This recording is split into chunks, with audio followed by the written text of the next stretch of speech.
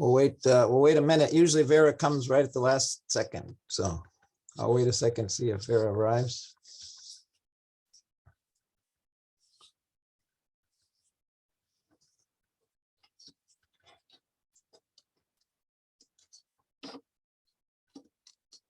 Well, she can catch up with us. I called to order the PZC Regulatory Review Committee February 3rd.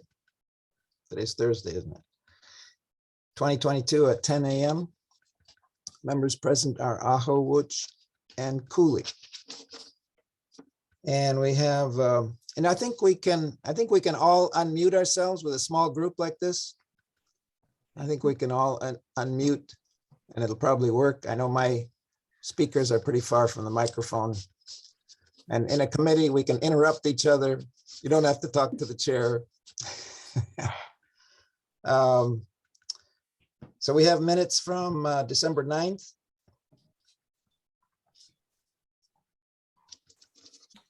I would move to accept the minutes. Okay, moved by Cooley.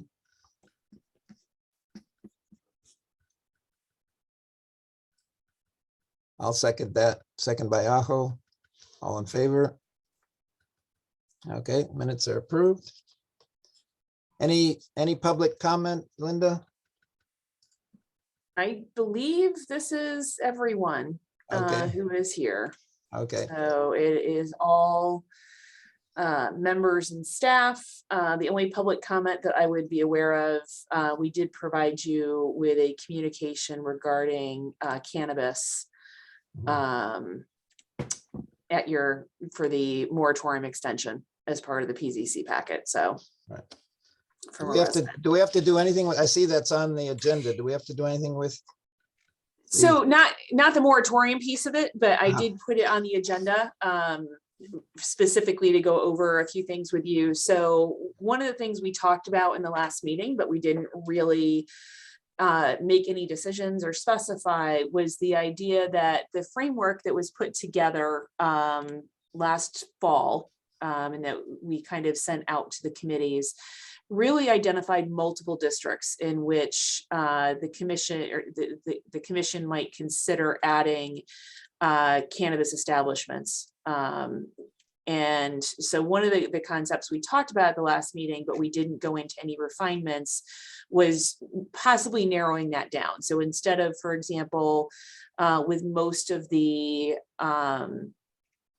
sales uses, we've identified the Plan Business 1, which is down by Eastbrook Mall, Plan Business 3, which is Four Corners, Plan Business 4, which is King Hill Road, and Plan Business 5, which is Perkins Corner, as the locations where those might be considered.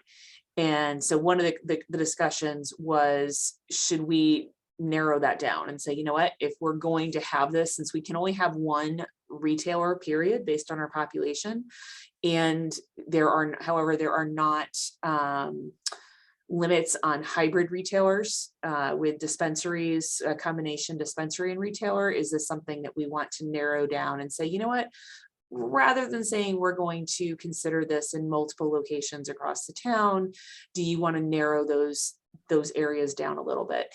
And the reason I wanted to have the discussion is, I think as we had discussed last time, we have been requested by the mayor and the deputy mayor to get some public input on the framework before we draft regulations. And so I want to make sure that what I'm putting out to the public represents kind of the best thinking of the commission and the committee at this time.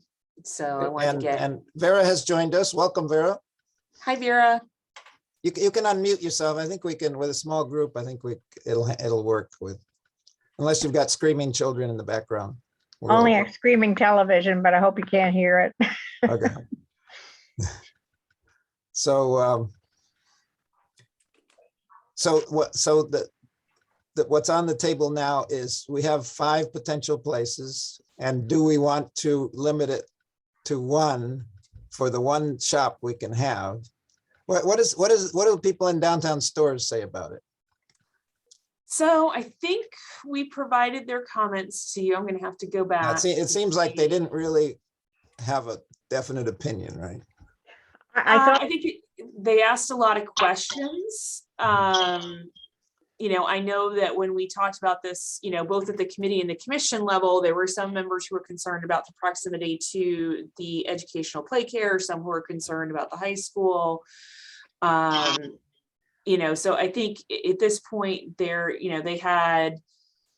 wasn't a lot. And again, I think it's one of those, the tough things is we don't have a regulation to give them to review. We're asking them to review a concept, but folks want to get comments on concepts before we do regulations. So I think the one suggestion was to talk to UMass, and I have not yet had an opportunity to do that. Yeah, Vera. I thought we had discussed that we didn't want to buy a school of any sort. Yeah, I think we did say that. And Yeah. I don't see why we put ourselves in that position. It's that bound to be upsetting to parents who can't control the kids anyway.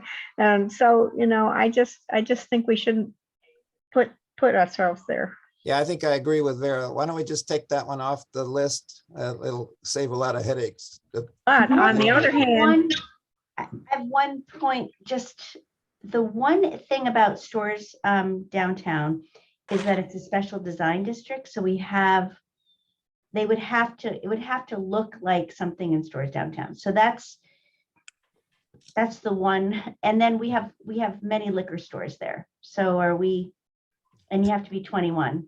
We like liquor. I mean, Yeah. that's just, it would be nice to have something with design guidelines if we're going to allow this anyways. I think that's a good point. And I think there is a bit of hypocrisy in saying, yeah, liquor's fine. They do fine with regulating that and making sure they're getting the right, ID and everything checked. And then they And wouldn't many do that. times there they don't. Yeah. But I think it was you, Luann, at the last meeting said that teenagers will find a way. Oh, I agree. I'm both sidesing it. I totally understand that. and as I look at the different areas, there's hardly a place where there isn't a daycare, or small children, daycare, or a school. It won't be a school in a couple of the areas maybe, but that's something to consider.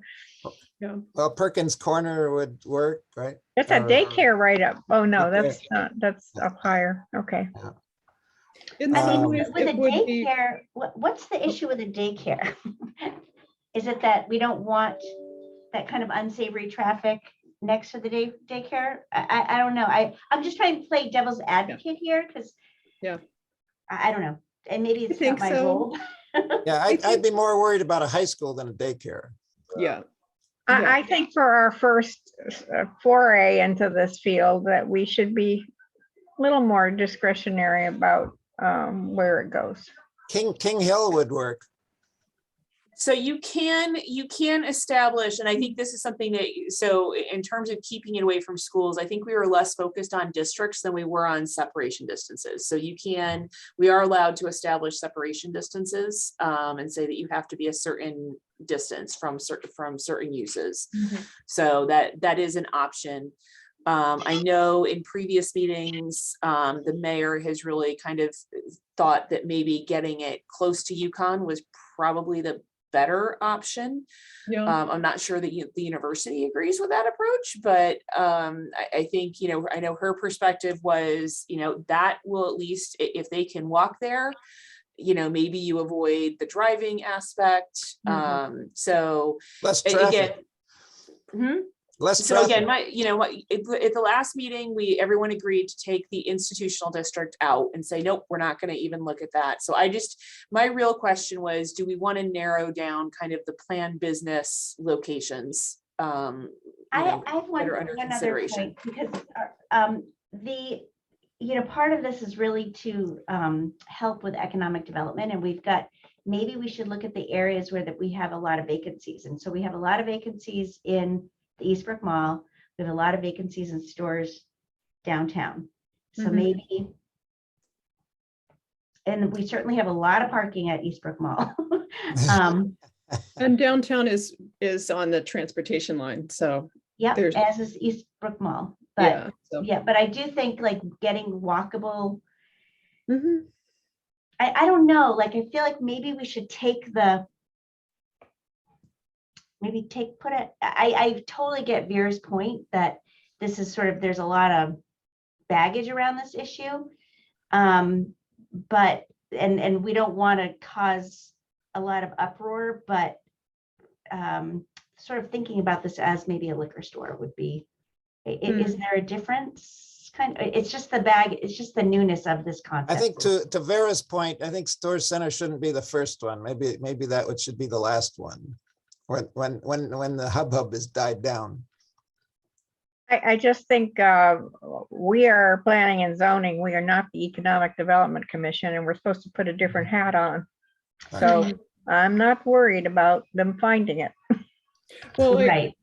I So also we feel like we got Eastbrook Mall, we got Four Corners, we got Perkins Corner, stores downtown. What was the fifth one?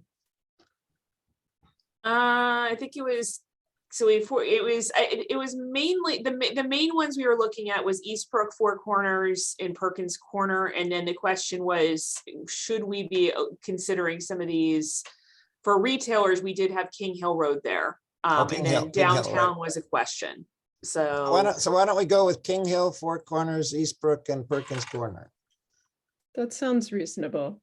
Okay. I feel like if the existing dispensary decides to become hybrid, then they can do that without any input from us. So that already would put a facility on the east or on the sort of northish end of town, right? Right.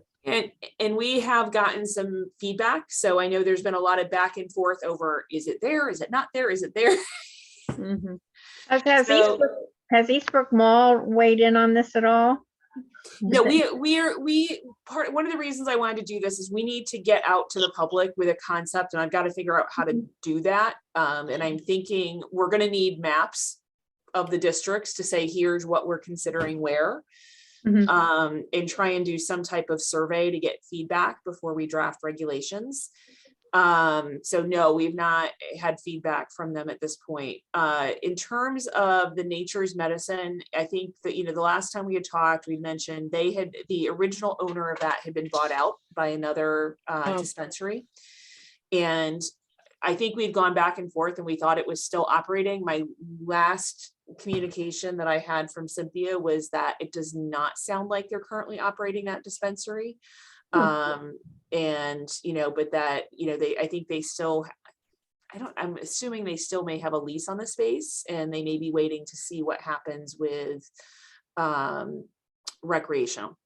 I think their sign is still up. The sign is still up. So, but it sounds like they are not currently operating the dispensary. I think there are a lot of other dispensaries in the area, and so or enough that they didn't see it really making sense for them. So, but I think with the adult use that there may be interest there. So, all right. So, PB1, PB3. 1, 3, 4, and 5. So Eastbrook, Four Corners, King Hill, Perkins Corner, and use that as the basis for our discussion.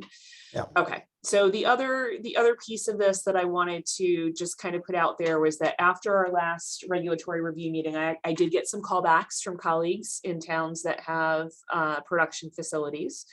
And I will say that the feedback was varied.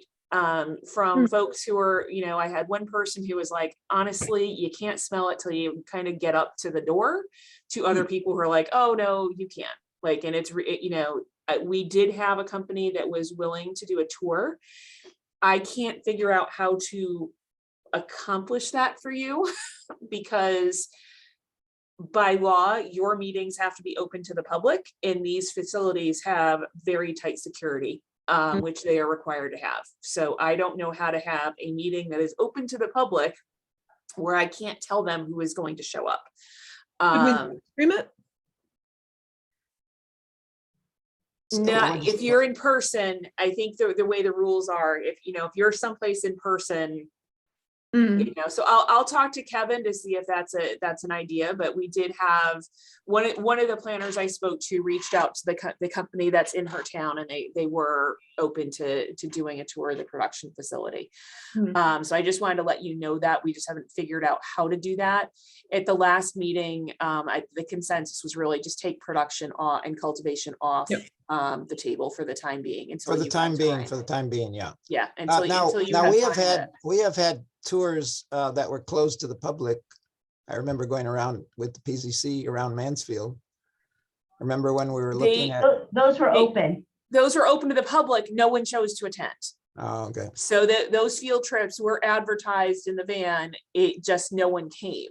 Okay, If someone had all right. come, they would have been in the van with you. And again, I think the challenge with this is that you know they have they're very tight security that they're required Yeah, to maintain at these facilities, and so I haven't figured out how to bridge the open to the public gap and that security. And so, So but ask Kevin how Luann, you do the exception to that. May I ask if things are mostly grown in buildings or are they grown in fields? Interestingly enough, I think everyone that I talk to, it's in buildings. And they tend to be in industrial areas. They're in buildings. They do have filters for odor. And the folks that I talk to who've been in the facilities are like, oh yeah, it's pungent when you're inside, you know. And again, it was I wasn't getting a sense that they were seeing a lot of, you know, of odor drifting long distances, but we don't really have an industrial area. Interestingly, the one person that has been communicating and we've been providing his communications to the commission, he is a Mansfield resident, and he is offered to try and facilitate tours of facilities in Massachusetts. And the one that he can do up there is in a field. It's open. And so that obviously now would not be the time for a tour. If you want to do a tour of that, my suggestion would be, I think if you wanted to do a tour of that, then you'd want to do it literally in growing season and basically say, look, we want to go when it's going to be the highest, you know, harvest, you know, whether it's harvesting, whenever that the odor would be at its strongest. I think the most prudent thing for us to do is to put that off for now. I mean, Yeah, and that was what don't you ban it decided at the forever, last but meeting. just Yep. let the dust settle, get some other towns have some experience. And I don't think we don't need to be the first ones to do that. Yes, Vera. Yep. The other thing is that agrobotics, what have they done and what are they going to do? That would be our first test really on hemp. I'm not sure if that right now that special permit has been appealed to Superior Court. So that's going through the appeals process. And they did not propose growing cannabis. You have a moratorium on all cannabis establishments, both cultivation and sales, any type of cannabis establishment. And what they included in their special permit was hemp. Hemp is legal under Connecticut law. You have to meet certain requirements, but that is a legal crop. So, you know, Who's the plaintiff on that suit? I believe it's 3 or 4 of the neighbors.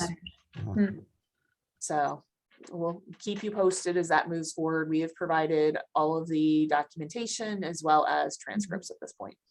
I was just wondering how that equated to odor because they think they're going to manage that, or that's what their bottom line was.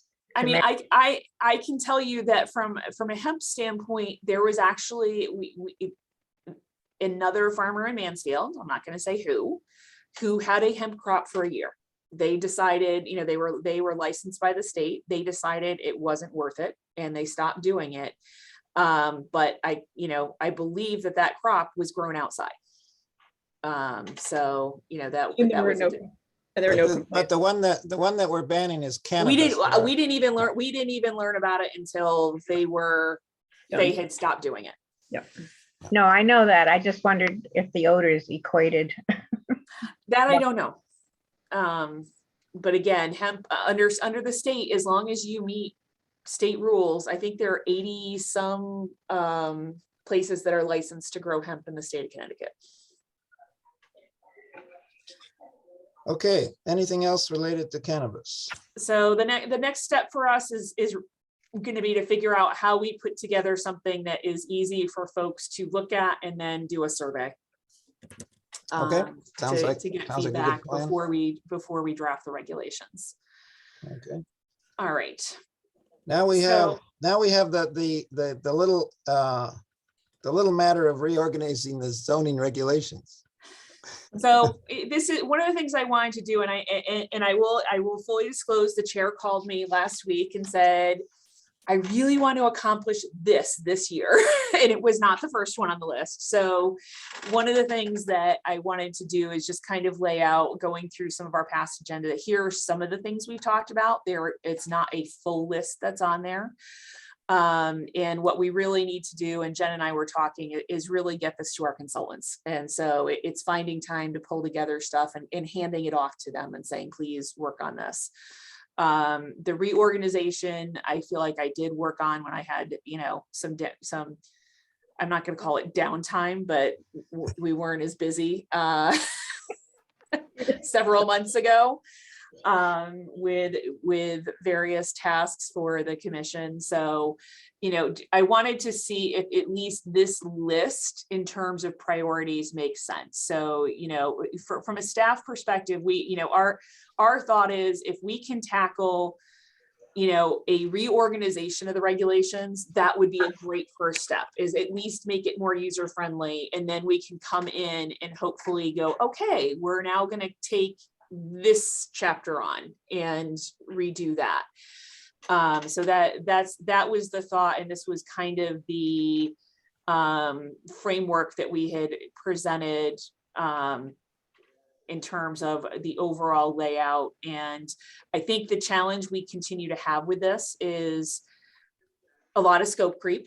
Every time we start looking at something, we go, oh, we want to do this, and I know one of the lists things that's not on here and we wanted to have a meeting with, I think that you guys as the committee, some of the conservation commission members, and the town attorney, regarding buffers to water courses. So that's not listed here, but that's one of those that's kind of on the to-do list, because there's been a lot of interest in seeing some type of buffer established. But we did talk to the town attorney and say, yeah, we're going to want you to attend that meeting because of the limits on jurisdiction of planning and zoning versus wetlands, and how do we balance that?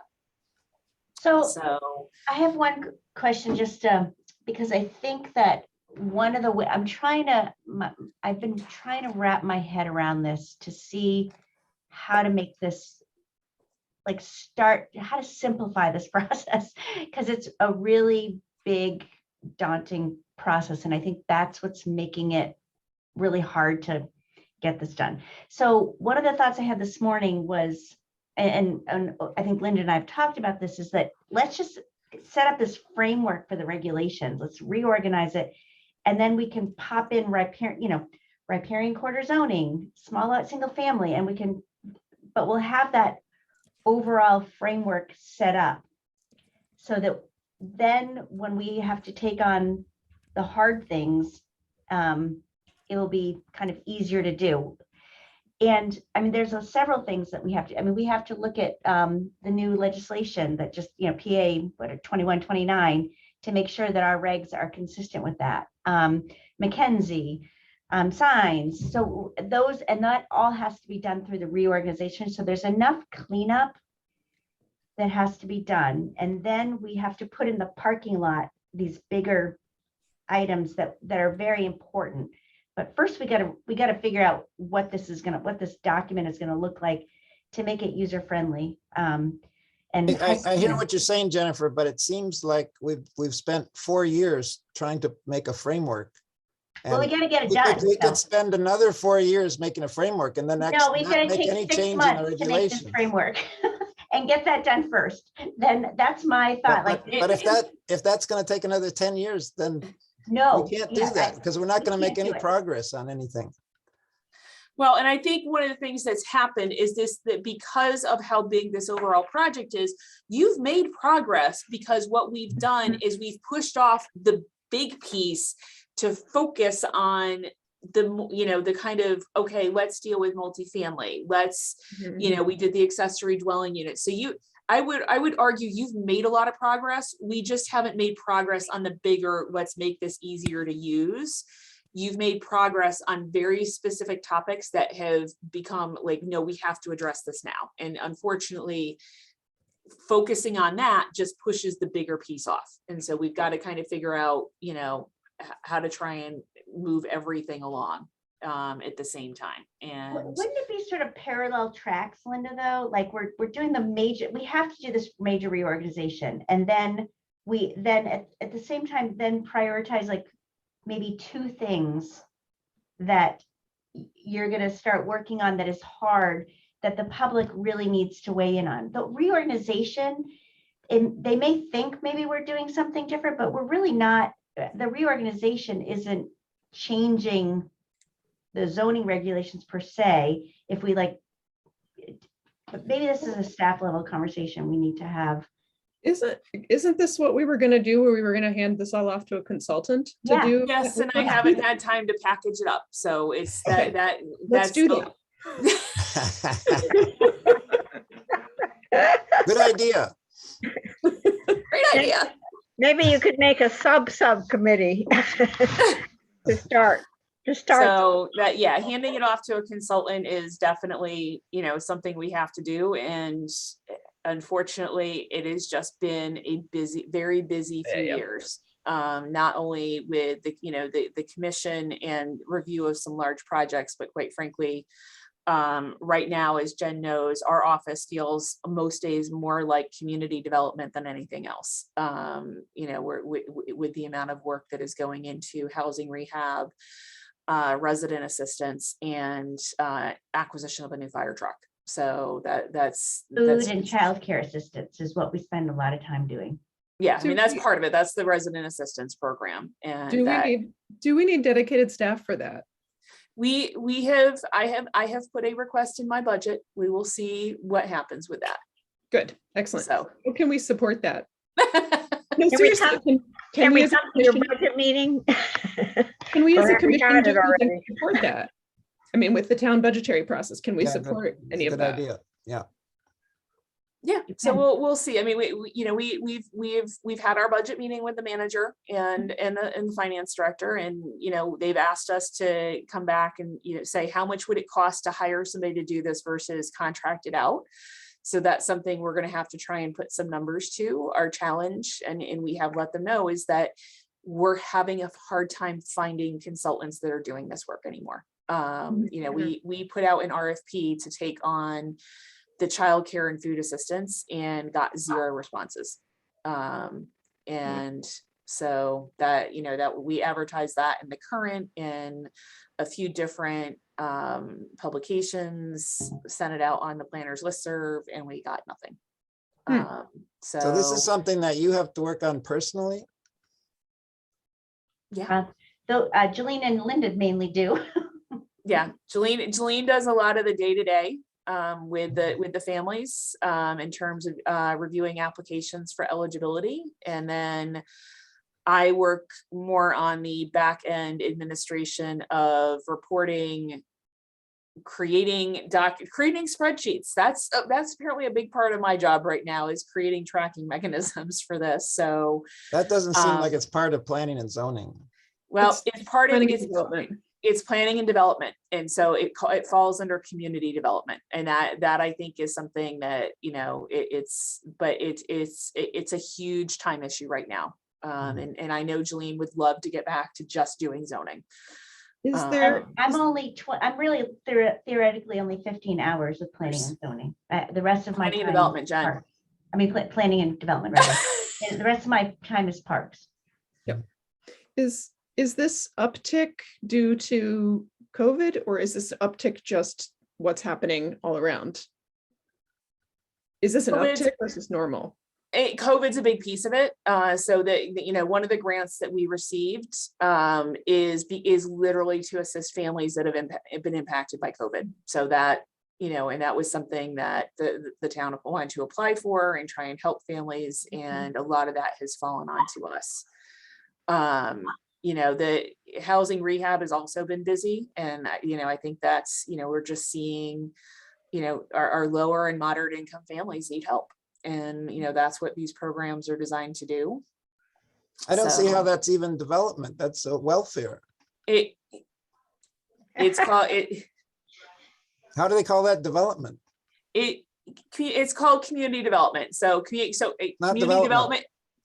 development block grant. So it's not unusual to find it, which you have it reside in planning departments. Sometimes it resides in other departments, and believe me, that's a bigger discussion. But That's above our pay grade.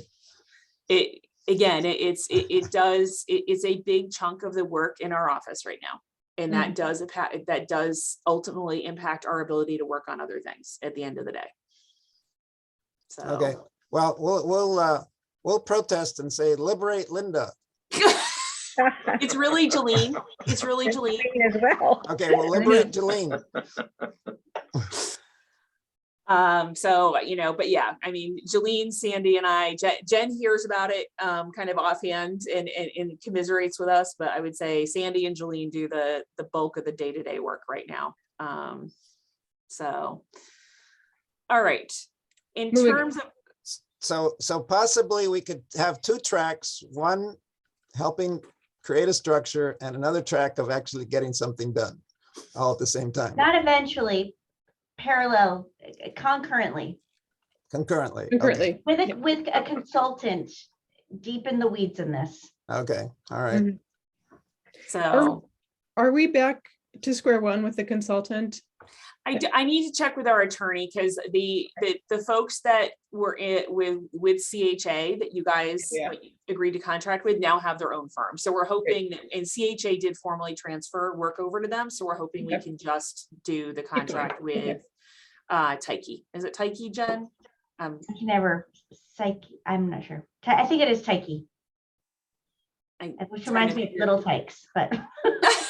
I'm trying to figure out how to pronounce their new name, but they split off and formed their own firm. So All right, well, that'll save some time if we don't have to go through that. Yeah. If we do, we'll let you know. The one thing you do have to do, which I'm just going to note as an aside, is we do have to do a request for qualifications for professional and technical assistance. So that's something that the commission will need to set up a subcommittee for that process, because our 3-year on-call list is coming to an end in May of 2020. Great. So the other items that I put on here. So Paul, I did put the single family residential districts on here. Is something that you want to really see tackled this year. I think, as we talked about at the last meeting, and we'll have to figure out how to do this with the scope, is that in order to really get down to small lots, we need to get design guidelines that go with that. That's something that's going to be critical towards really making that work. I don't know if anyone has seen this. I'm on You've got your blur. blurring on. I'm on blur. It's all blurry, Paul. It's all blurry. Oh, you know there's- why? Because you have your background blurred. Yeah. Background blur. Yeah. Where do you change that? It's It's in the under video. options. If you click the little up arrow next to Video. stop video. Stop video. The little ellipsis, the 3 dots. Oh, see, I have a little up arrow. Yeah, I have an up arrow too. Yeah. It says- Choose virtual background? No, choose video No, it's- filter. Blur my background. It's Turn in off choose- blur my background. It's in background and filters, virtual backgrounds. Yeah. Okay. Oh.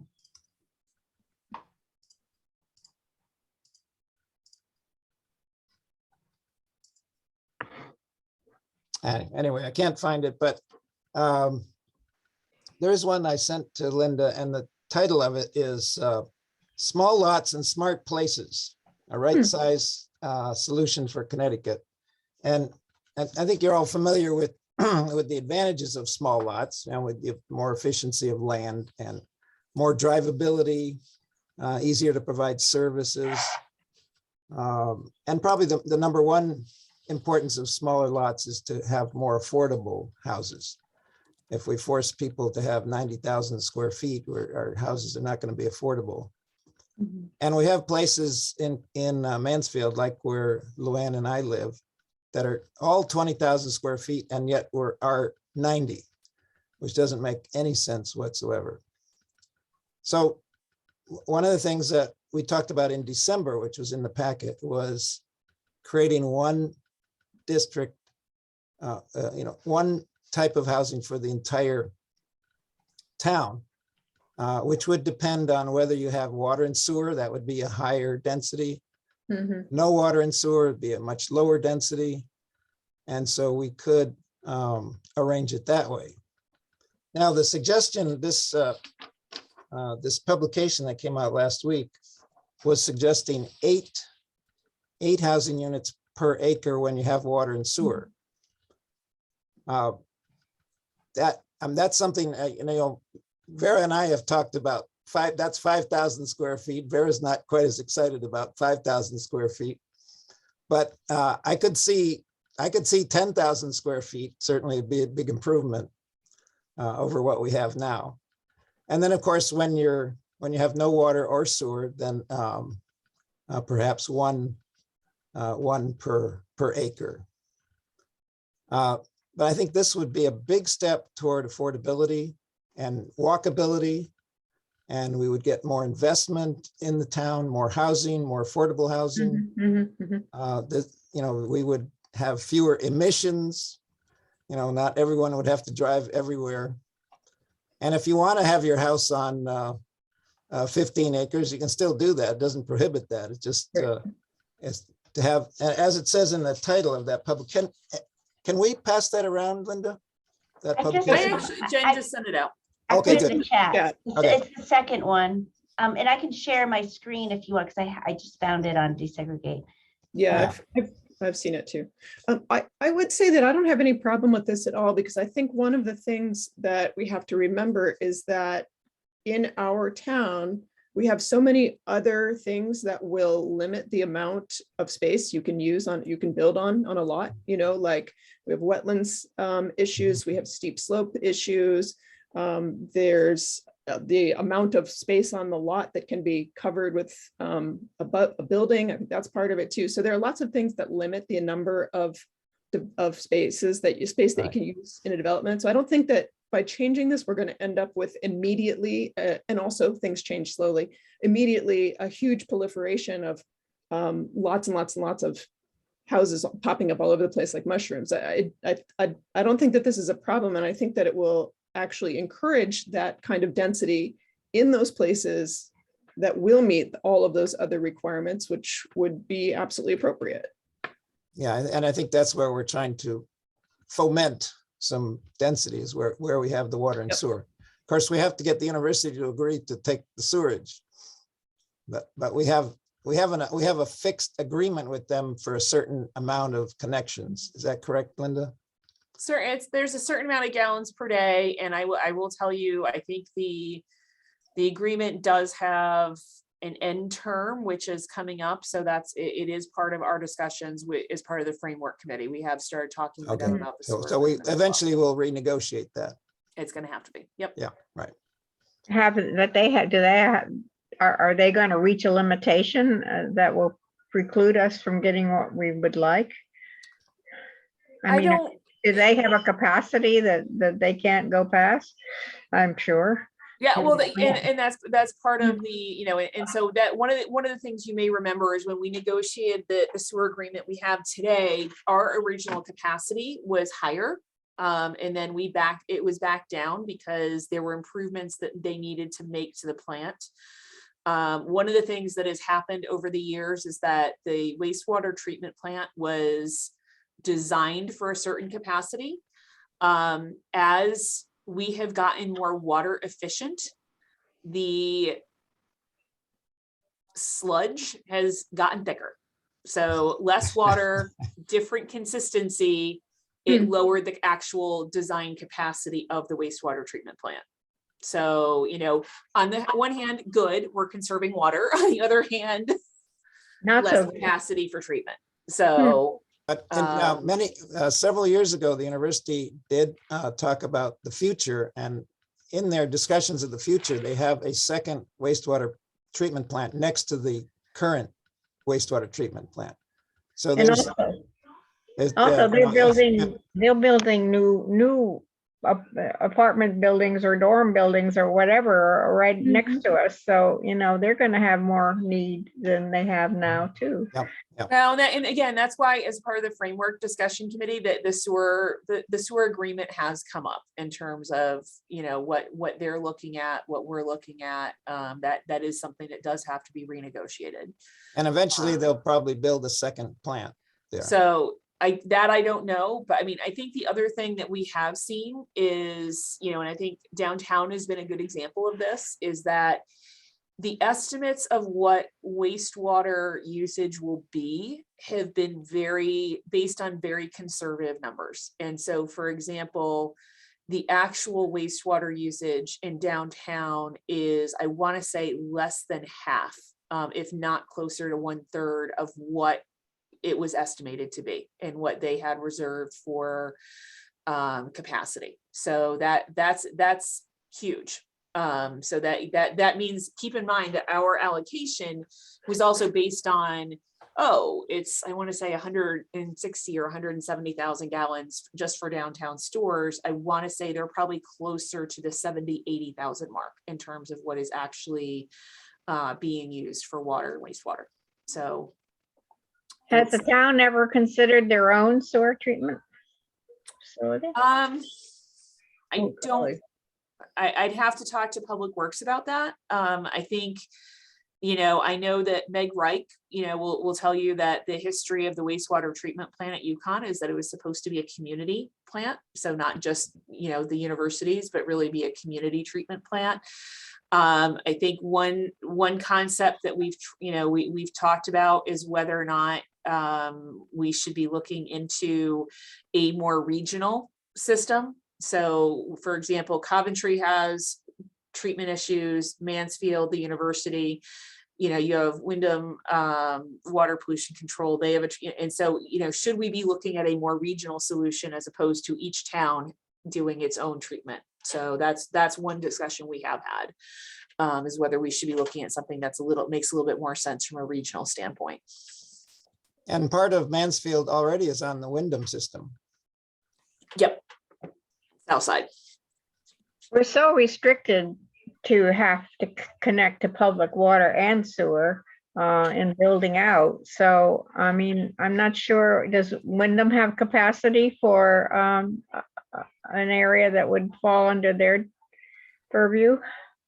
I'd have to ask Derek, because he is the liaison with both Wyndham Waterworks as well as Wyndham Water Pollution Control. So I think we do have capacity down there. That I'm not sure what the status of our agreements with those entities is, but that's I think that the idea that we talked about, getting back to Paul's comment, was trying to set density requirements based on infrastructure. So your water and your sewer access, but also on roads. So I think that was the other component that I don't want to lose track of, is that, I think that the last discussion we had on this was that it should also be controlled by the type of road you're on. If you're on an arterial, if you're on 195 or 44, that's different than if you're on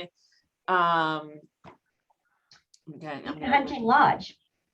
Hunting Lodge, which is a collector, which is different from, I'm trying to think of a non-collector right now, and I'm just really Eastwood or Westwood. Let me just throw, because I don't know. I don't think those are on collector. Lorraine Drive. What? Yeah. Lorraine Drive. Yeah. Dunham Pond.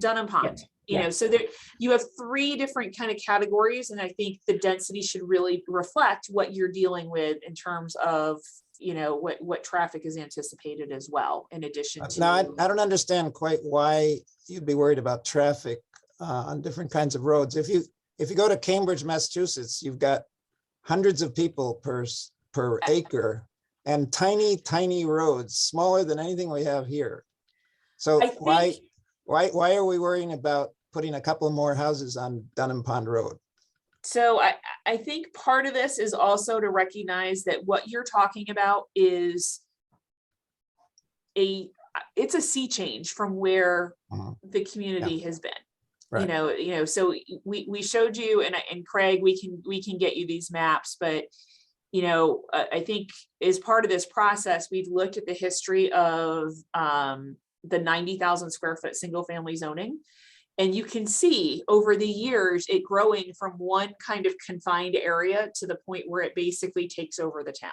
And those were decisions that people, the people who were involved at the time, a lot of it was based on natural resource concerns and, as well as steep slopes, carrying capacity of soils. And so I think one thing is you look at doing this is just to think about, this is going to be a big change. If you think cannabis will be a big discussion, I think you will get a lot more comments on changing the single family framework in town than you are going to get on the sale of cannabis. That's just my instinct. And so part of it is looking and saying, okay, if this is a local road, our local roads aren't necessary, those have typically been the more rural roads.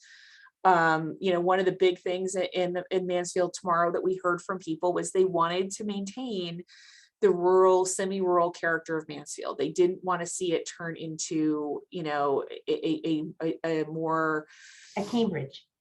Yeah. I mean, and it's not to say, I mean, I have lived in, until I moved here, the 2 single family homes that I owned prior to moving back to Connecticut were on 5,000 square foot lots in city neighborhoods. Yeah. I'm fine with it. But that's a very different that's very different from what Mansfield is today. And so I think as we start to think about this, we need to think about, all right, we have some roads, and I'll give, I'll use an example.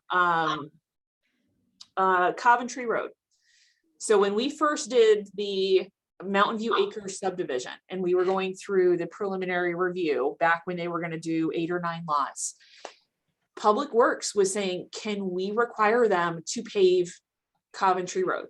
And the answer was no, because from under Connecticut state law and case law, if we have zoned it for a certain amount of level of use, then it is presumed that the infrastructure is designated, it can handle it and can handle that capacity. Coventry Road is an unpaved road. And Public Works was legitimately saying, if we're adding 9 houses to this, we're thinking that at this point, we need to upgrade this to a paved road, but they didn't want the town to be responsible for doing it.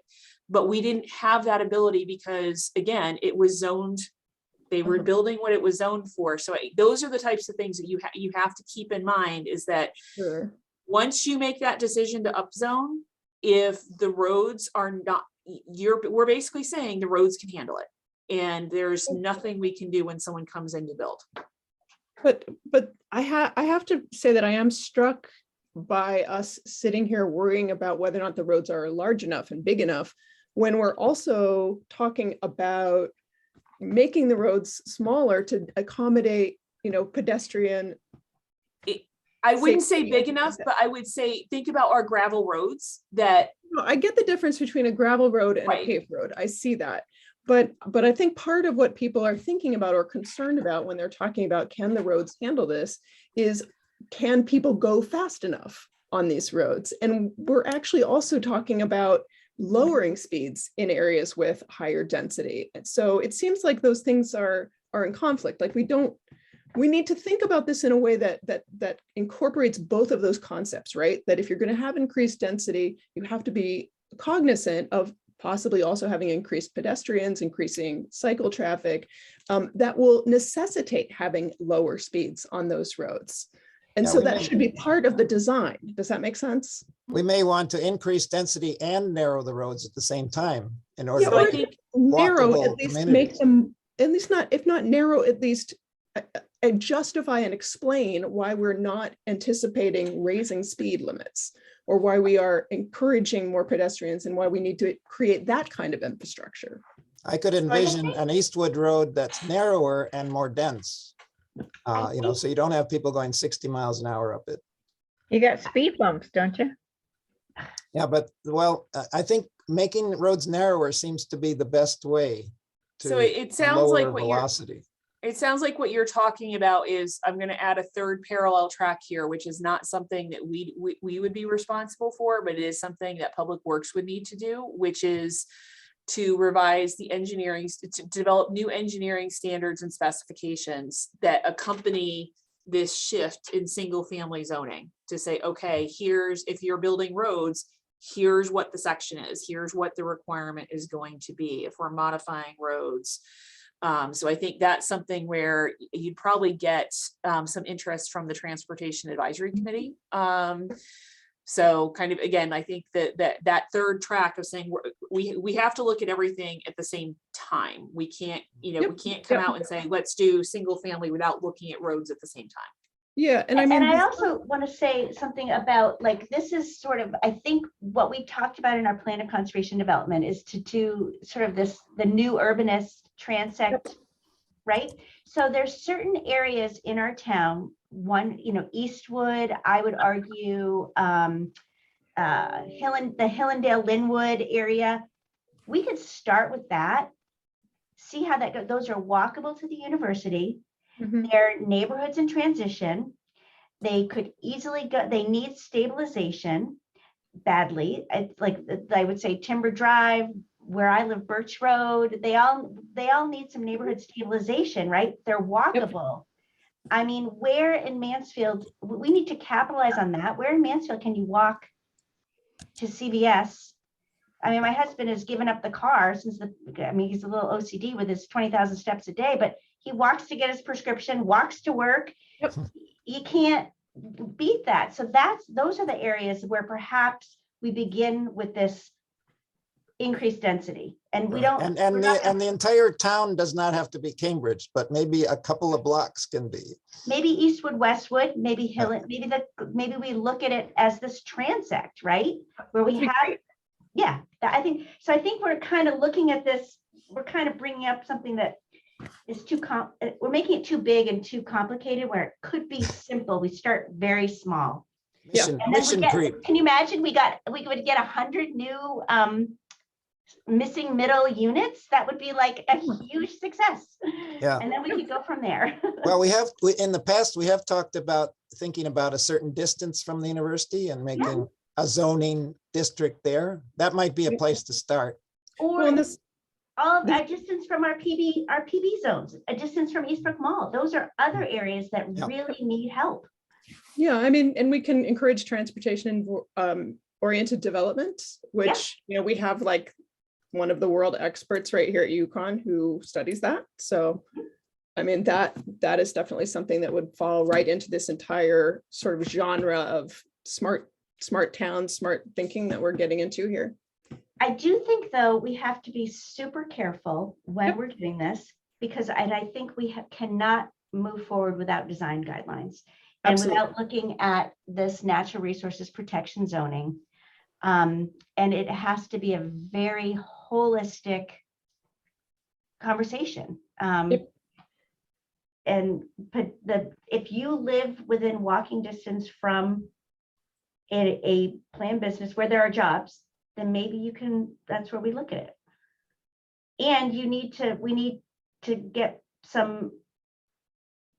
to have people get some value from those properties other than maybe student housing. Yeah, absolutely. So how should we move from here? What would be our first step?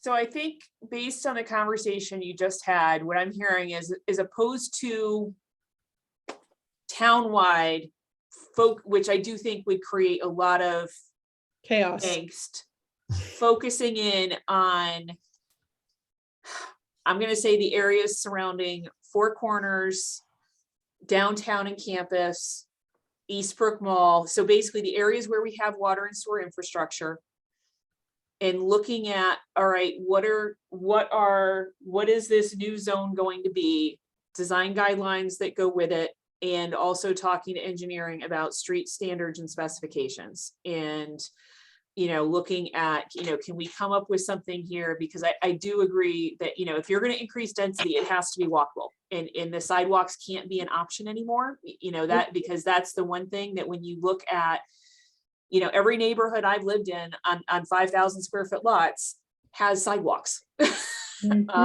It's, granted, most of them were, developed in the 20s or the 40s, but that I think is one of those where you have to say, no, this is something we need to do. And we need to say, look, we're going to do, again, kind of that, all of these things need to happen simultaneously in order to make this work.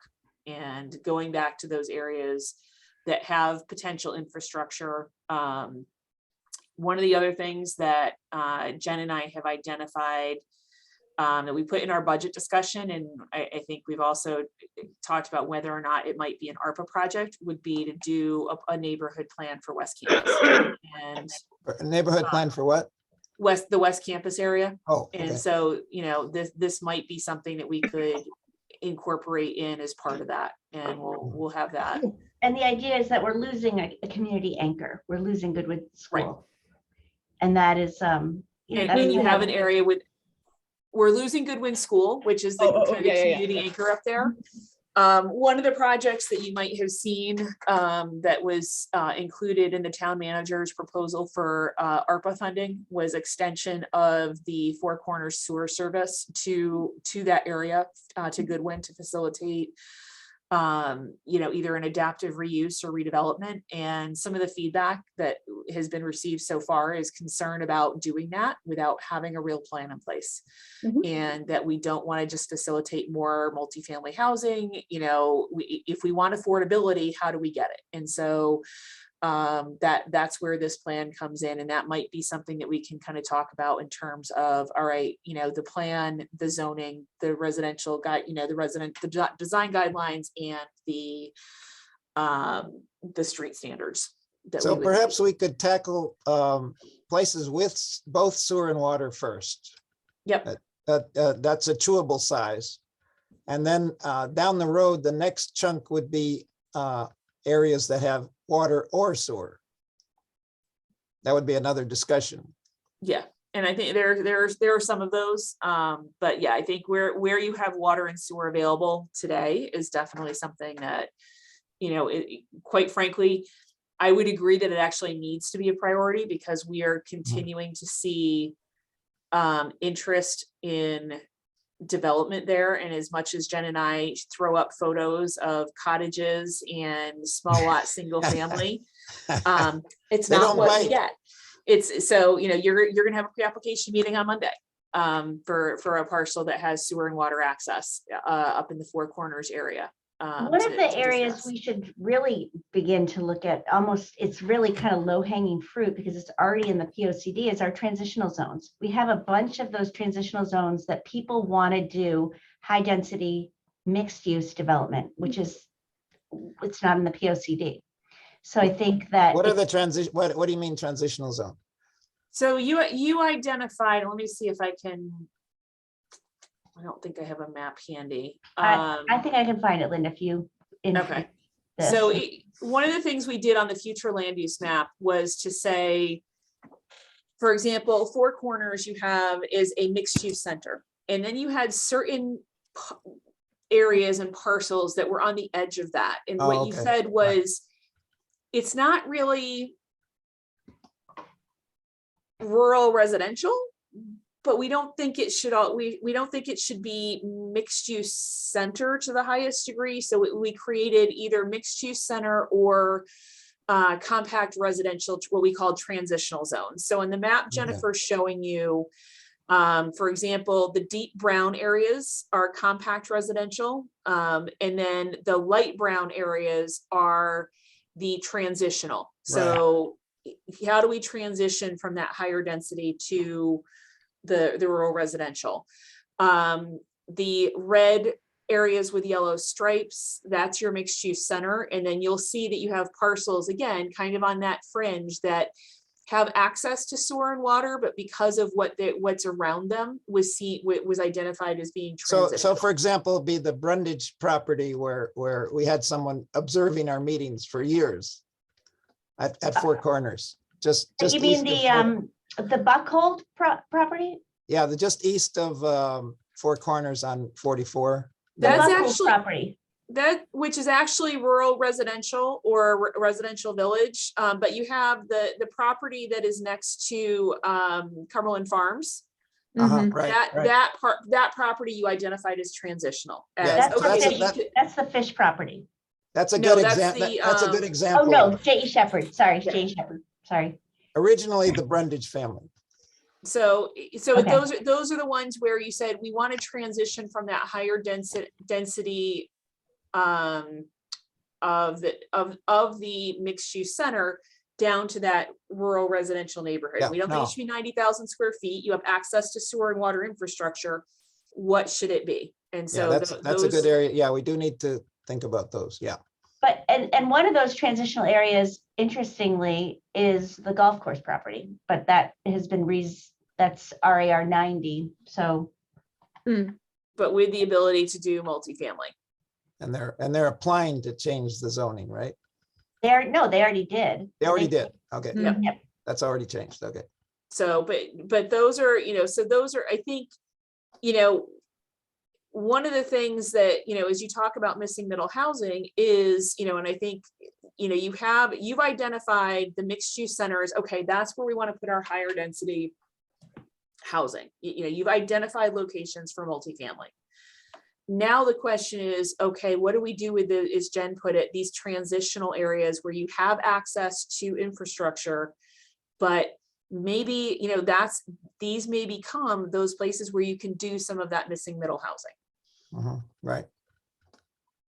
And that's, if you look in the POCD, you see cottages, you see mansion style apartments, like maybe like a 3-4 family type thing, lower scale, sort of what you're seeing in Cambridge. I mean, wouldn't it be great to get the traditional triple decker that I lived in? So if we're looking at the area north of 195, north of the project, so the transition one just to the west of Timber Drive. Yes, that would Okay. be. That would be an example of maybe a parcel we don't want to put 500 apartments in. Even if they're going to propose that on Monday. That would be up to you as the Right. Yeah, I mean, Planning and Zoning Commission. What do you say, Vera? I agree. That would be a neat. I just think we can't find a developer that sees Yep. any money in affordable housing. Well, it doesn't have to be I strictly mean, are they affordable. out there? I don't know if they're out there.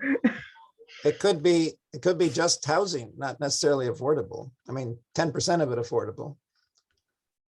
so I But think. yeah, you're right. If there's no developer that wants to do that, then it's not going to happen.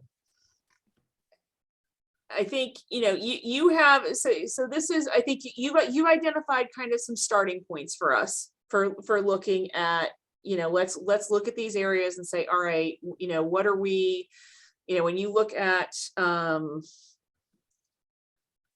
trying to figure out, looking at the compact residential and the transitional areas and saying, okay, what are we thinking about here?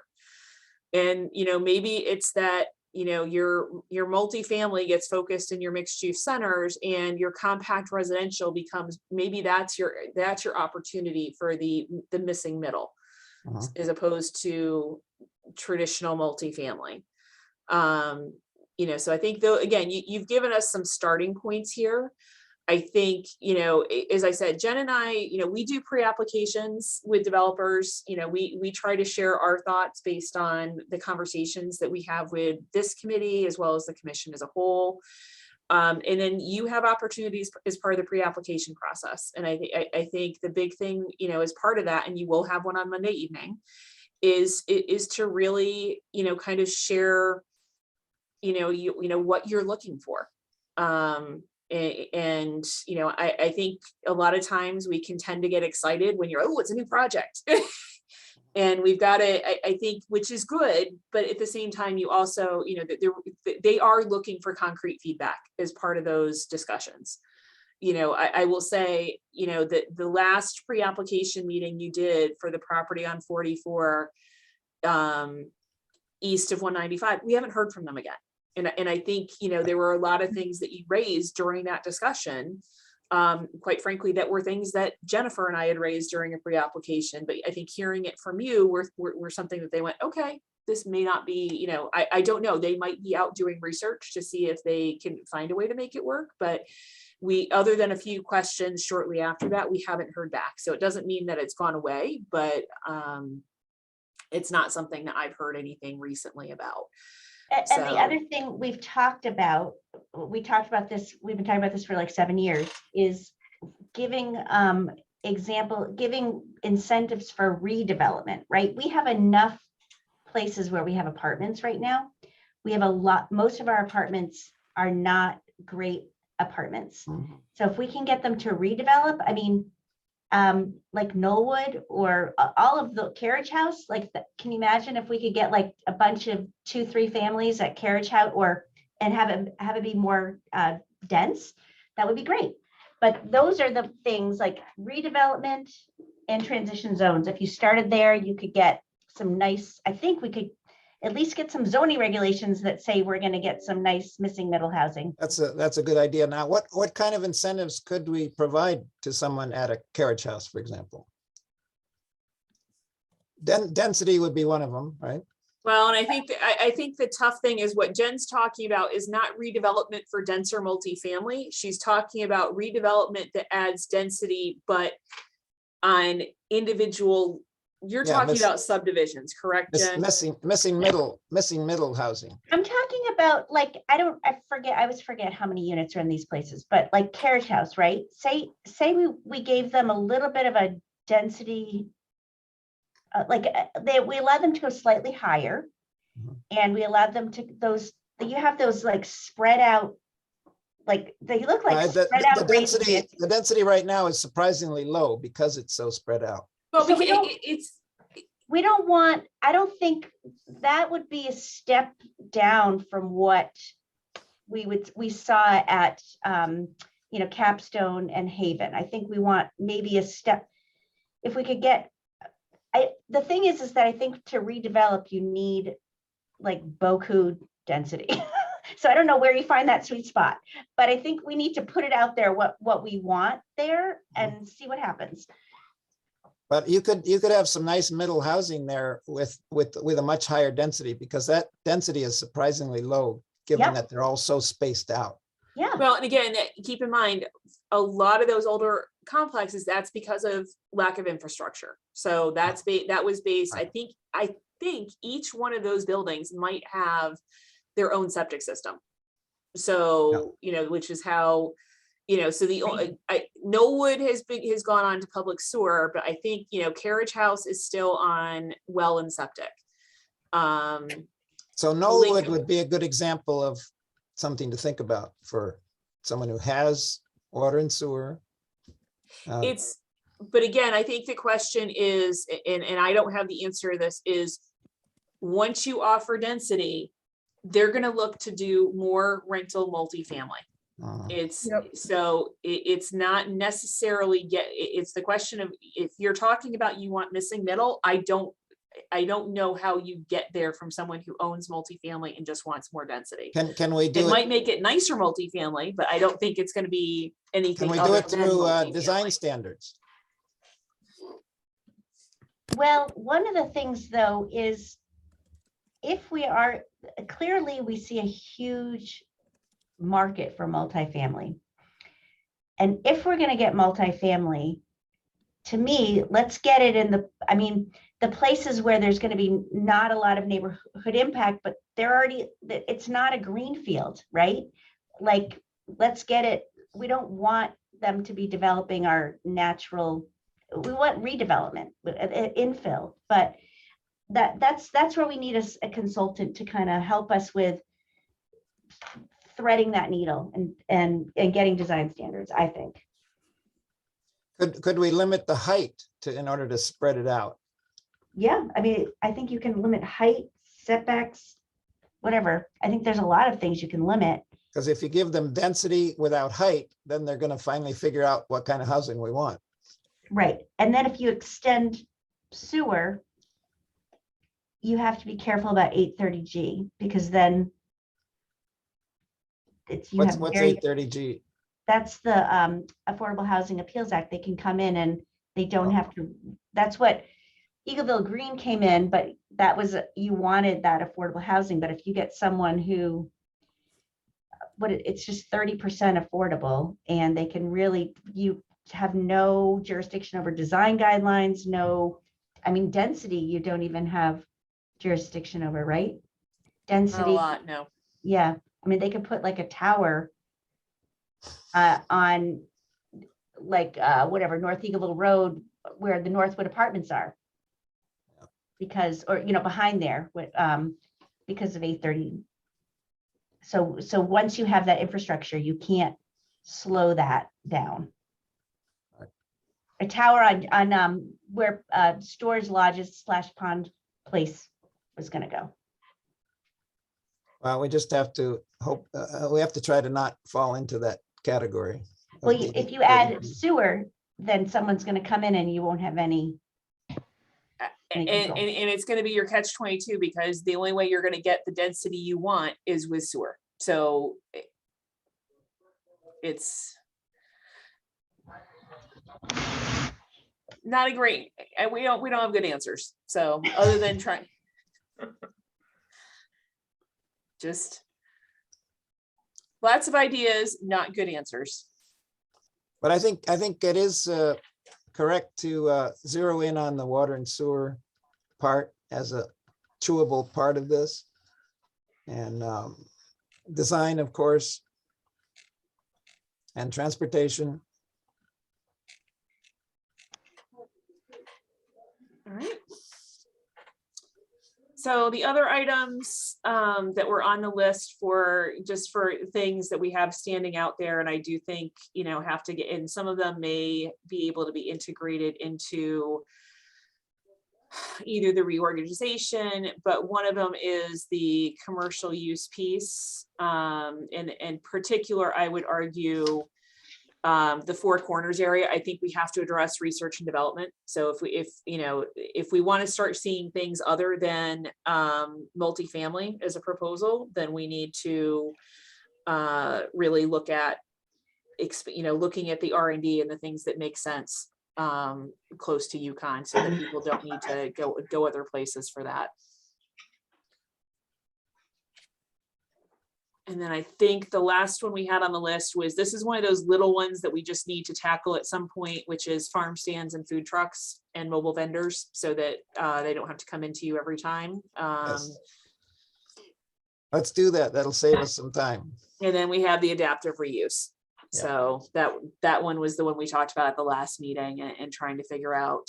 And I think part of that, my guess is there is a study going on right now. We do have a facilities study going on. So we'll see.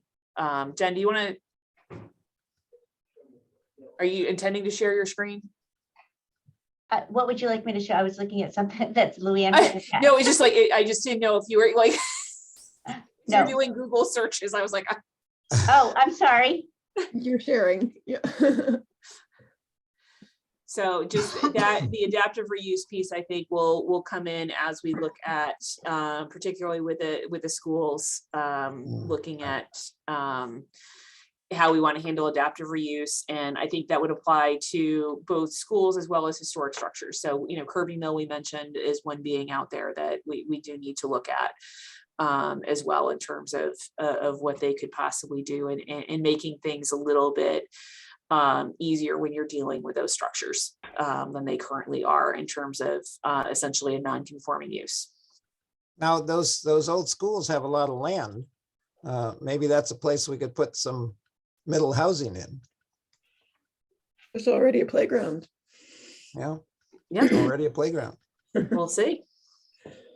I think the town may want to keep one of those spots. Uh, I think that we're gonna have some pressure from Parks and Recreation to keep some playing fields, because those are hard to find. uh-huh. So, yeah, and again, I don't know where they are with the facility study on various items, but I think that's, you know, at some point, hopefully the commission will have an opportunity to weigh in. I think they've been doing a lot of evaluation of buildings right now. I have to apologize. I'm going to have to step off because I have to get to another Okay. meeting, but I think this has been really fruitful and we've covered a lot of ground. Thanks, But- Luann. And You're I actually don't think we have much left other than to say that our next meeting is scheduled for 2 weeks. And if we have time to pull stuff together, we'll have it. I think we're done for today. Thank you all for coming. And Thanks. see you in a couple weeks.